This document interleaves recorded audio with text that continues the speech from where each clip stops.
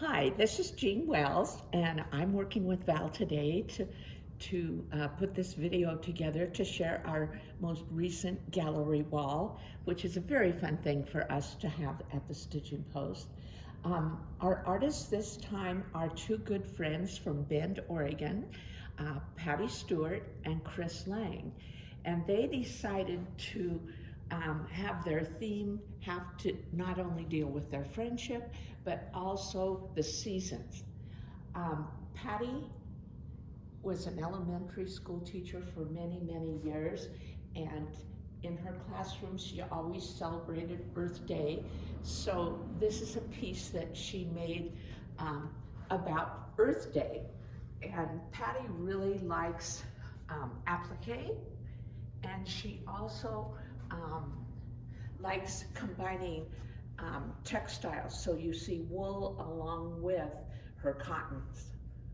Now Kris has become a really talented abstract textile artist, and what I love about her work is the intuitiveness of it, where she starts with a piece of fabric, like this probably was also part of this, and lets it speak to her, and what else does this need?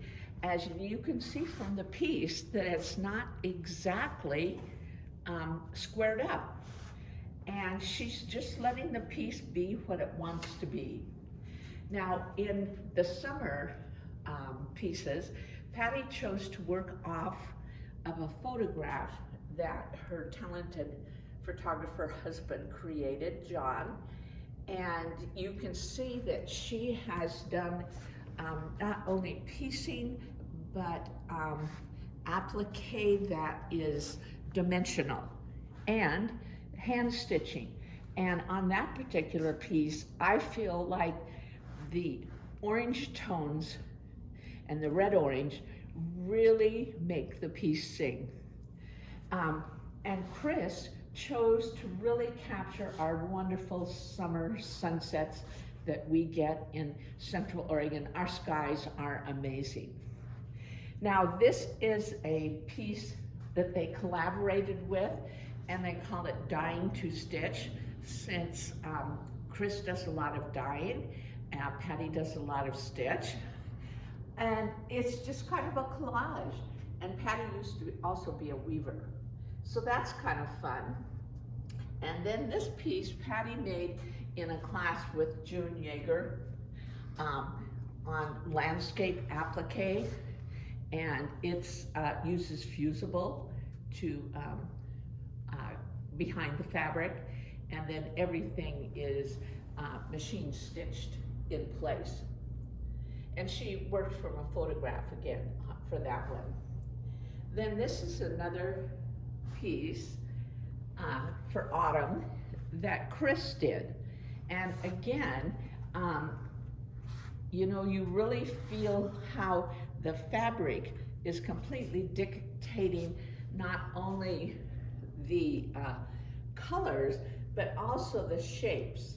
And I think Kris is really brave with how she just cuts things up and lets them be.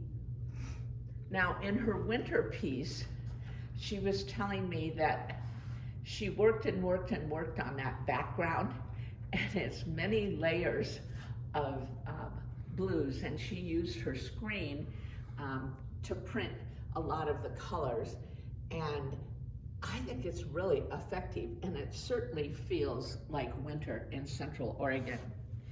And Patti's is a little more traditional winter piece, and she really wanted to capture the neighborhood in the middle of winter with our wonderful pine trees, and you know, having the area where it's more white at the bottom, probably snowed the night before.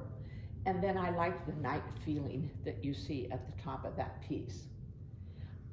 These other little